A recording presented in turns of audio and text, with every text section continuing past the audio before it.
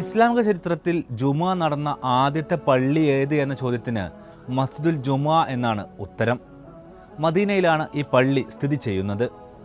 അതിന് തൊട്ട് എതിർവശത്തായുള്ള പ്രദേശത്ത് ഖനനത്തിലൂടെ ഒരു പ്രദേശം വീണ്ടെടുക്കുകയാണ്. അതിൻ്റെ ചരിത്രമാണ് പറയുന്നത്. മദീനയിൽ പ്രവാചകൻ ആദ്യമായി വെള്ളിയാഴ്ച പ്രാർത്ഥന നിർവഹിച്ച സ്ഥലത്ത് നിർമ്മിച്ച പള്ളിയാണ് മസ്ജിദ് ജുമുഅ. ഇതിന് നേരെ എതിർവശത്ത് റോഡിനിപ്പുറമാണ് ഈ പ്രദേശം. ഇതാണ് ഭൂമിക്ക് താഴെ കണ്ടെടുത്ത ഉത്ബാൻ ബിൻ മാലിക് എന്ന സ്വഹാബി അഥവാ പ്രവാചക അനുചരന്റെ വീട്. മദീനയിലെ ഓരോ ഭാഗത്തിനും പറയാനുള്ള ചരിത്രം ഈ മണ്ണിനടിയിൽ നിന്നും ഈ വീടും പള്ളിയും പറയുന്നു.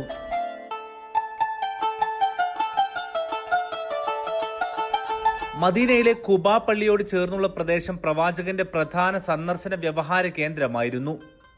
മദീനയിലെത്തിയ ആദ്യകാലത്ത് റസൂൽ ജുമുഅ നമസ്കരിച്ച പള്ളിക്ക് എതിർവശത്ത് അദ്ദേഹത്തിന്റെ പ്രിയ അനുചരന്റെ വീടും പിൽക്കാലത്ത് പള്ളിയുമാക്കിയ ഒരു കെട്ടിടമുണ്ടെന്ന് മദീനയിലെ ചരിത്രകാരന്മാർക്ക് അറിയാമായിരുന്നു.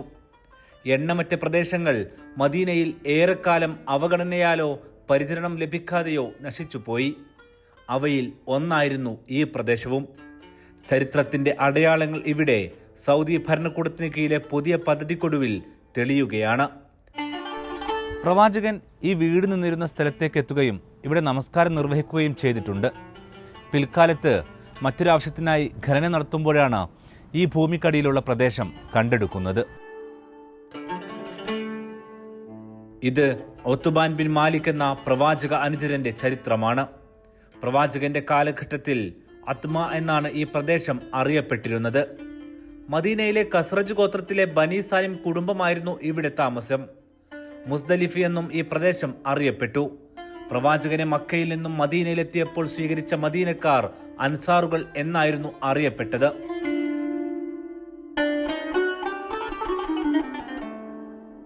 അൻസാറുകളിലെ നേതാക്കളിൽ പ്രമുഖനായിരുന്നു മാലിക് ബിൻ ഇജ്ലാൻ, ബനി സലാമ ഗോത്രത്തിലെ പ്രമുഖൻ. ഇദ്ദേഹത്തിന്റെ മകനായിരുന്നു ഉത്ബ ബിൻ മാലിക്.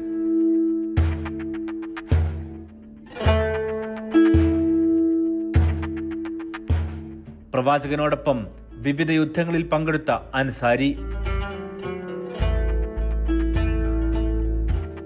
പ്രസിദ്ധമായ ബദർ, ഉഹദ്, ഖന്തക് യുദ്ധങ്ങളിലെല്ലാം ഉത്ബ പ്രവാചകനോടൊപ്പം പങ്കെടുത്തിട്ടുണ്ട്.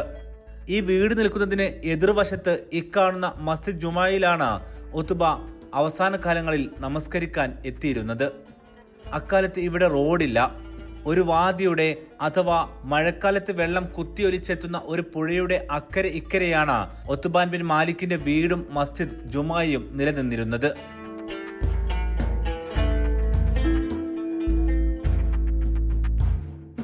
മഴക്കാലമായതോടെ വീടിന് മുന്നിലെ നീർച്ചാൽ കടന്ന് പള്ളിയിലേക്കെത്തൽ ഉത്ബക്ക് പ്രയാസമായി.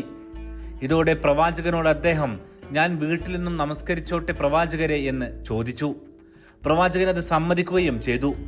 അപ്പോൾ ഉത്ബ അടുത്ത ആവശ്യം പറഞ്ഞു. പ്രവാചകൻ വീട്ടിൽ വരണം, വീട്ടിൽ വെച്ച് നമസ്കരിക്കുകയും വേണം. എന്നാൽ അതേ സ്ഥലത്ത് തനിക്ക് എല്ലാ ദിവസവും പ്രാർത്ഥിക്കാൻ ഉപയോഗിക്കാമല്ലോ എന്നായി ഉത്ബ ബിൻ മാലിക്കിന്റെ അപേക്ഷ.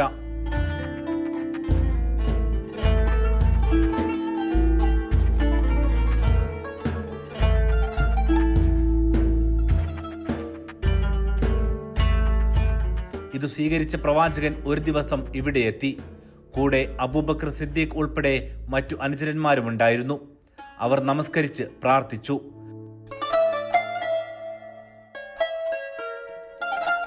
പിന്നീട് അതേ സ്ഥാനത്ത് നിന്നാണ് മരണം വരെ ഉത്ബാൻ ബിൻ മാലിക് ദൈവത്തിന് മുന്നിൽ നമസ്കരിച്ചതും പ്രാർത്ഥിച്ചതും. അതാണ് ഈ വീട്. ഉത്ബയുടെ മരണത്തോടെ വീട് പിൽക്കാലത്ത് പള്ളിയാക്കി മാറ്റി. 1000-ലേറെ വർഷം പഴക്കമുള്ള പള്ളിയാണിത്.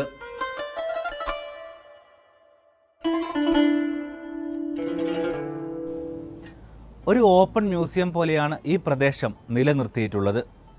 മനോഹരമായി ഇത് കാഴ്ചക്കാർക്ക് കാണാനാകുന്ന വിധത്തിലാണ് സജ്ജീകരിച്ചിരിക്കുന്നതും. ഈ പ്രദേശവുമായി ബന്ധപ്പെട്ട ചരിത്രം ഇതിന് പുറത്ത് വൈകാതെ രേഖപ്പെടുത്തും. 2 ഭാഗമായുള്ള പള്ളിക്ക് 3 മുറികളുണ്ട്. മദീനയിലെ ലാവാ കല്ലുകൾ കൊണ്ടാണിവ നിർമ്മിച്ചത്. ഇതിനാൽ തന്നെ കെട്ടിടത്തിന്റെ പ്രധാന അടിത്തറക്കും 1 മീറ്റർ വരെ ഉയരമുള്ള കെട്ടിടത്തിന്റെ പ്രധാന ഭാഗത്തിനും മണ്ണിനടിയിൽ കിടന്നിട്ടും കാര്യമായ പരിക്കൊന്നുമില്ല.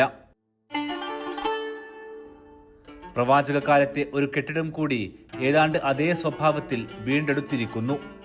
മദീനയിലെ ചരിത്ര സ്ഥലങ്ങൾ സംരക്ഷിക്കുന്ന പദ്ധതി വിശ്വാസികൾക്ക് ചരിത്രത്തിന്റെ നേർക്കാഴ്ചകൾ കൂടിയാണ് സമ്മാനിക്കുന്നത്.